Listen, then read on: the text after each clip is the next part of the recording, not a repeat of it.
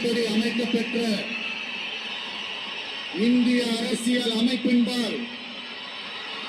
உண்மையான நம்பிக்கையும் மாறா பற்றும் கொண்டிருப்பேன் என்றும் இந்திய நாட்டின் ஒப்பில்லாத முழு முதல் ஆட்சியையும் ஒருமையையும் நிலை நிறுத்துவேன் என்றும் தமிழ்நாட்டு அரசின் முதலமைச்சராக உண்மையாகவும் உளச்சான்றின்படியும்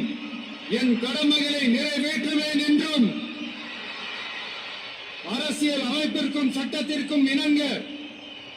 அச்சமும் ஒருதலை சார்பும் இன்றி விருப்பு வெறுப்பை விலக்கி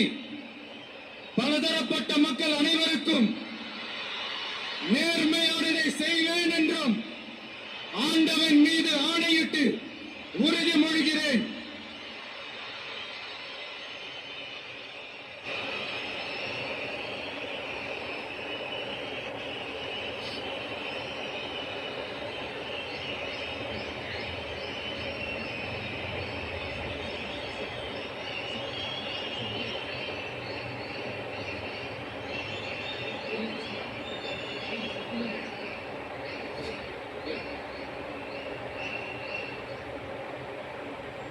சி ஜோசப் விஜய் எனும் நான்